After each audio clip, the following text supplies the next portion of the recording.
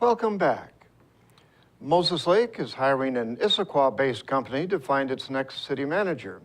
The city council agreed to hire Prothman to conduct the search for roughly $18,500. Another company submitted a proposal to the city, proposed a $23,000 fee. The details of the search are being determined, including how long it will take, where they plan to search, and how much public input will be part of the process. Prothman stated they will be collecting public input on the candidates before a finalist is chosen. The city began looking for a new city manager after the resignation of former city manager Joe Gavinsky. Gavinsky's resignation followed the city council reinstating him following a resolution to remove him from office. Councilmember David Kernell said smaller companies tend to provide better service and better candidates in his experience. Councilmember Karen Liebrecht suggested hiring Prothman, pointing out they were a Washington company. A Moses Lake man was sentenced to 30 days in jail after fleeing police with an 8-year-old girl in his vehicle. Matthew Hazen, a 33-year-old man, pleaded guilty in Grant County Superior Court to attempting to elude a pursuing police vehicle. He was convicted for possession of methamphetamine at the same time. When the convictions were combined, he faced up to 90 days in jail. Chief Deputy Prosecutor Alan White stated the attorneys recommended a first-time offender waiver for Hazenberg so he can receive treatment for drug addiction. Grant County Superior Court Judge John Antos added 5 days to the attorney's recommendation, sentencing Hazenberg to 30 days in jail.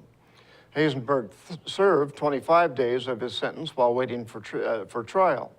Moses Lake Police received a report that Hazenberg was the last person seen with the girl. When an officer attempted to stop his vehicle, he fled through several neighborhoods, reaching speeds of 86 miles an hour. Officers disabled the SUV with spike strips, and the child was found in the vehicle after Hazenberg fled. Ephrata's Art Semro American Legion Post 28 held a fundraiser Saturday night to raise money to send veterans to Washington, D.C.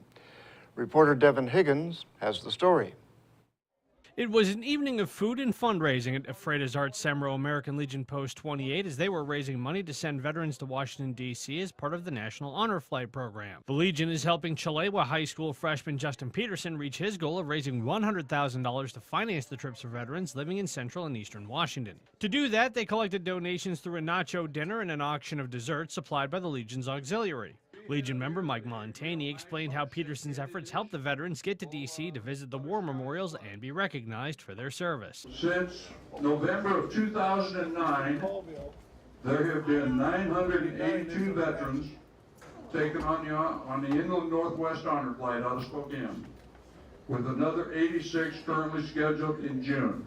That's a total of 1,068. It costs approximately $600 to send somebody on the honor flight.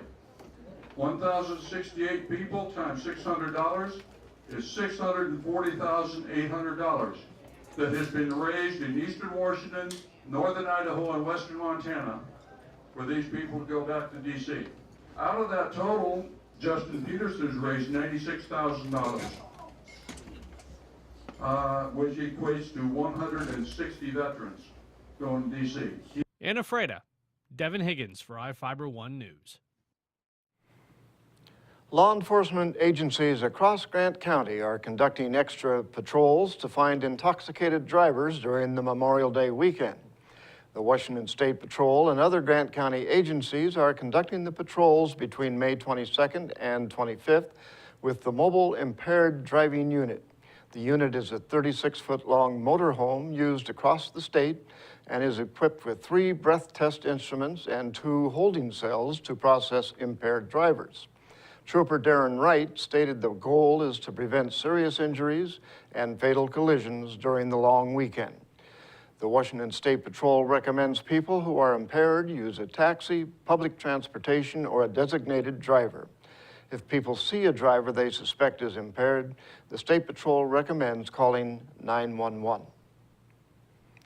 And that's going to do it for us here at iFIBER 1 News. We want to thank you for watching, and we'll see you again tomorrow.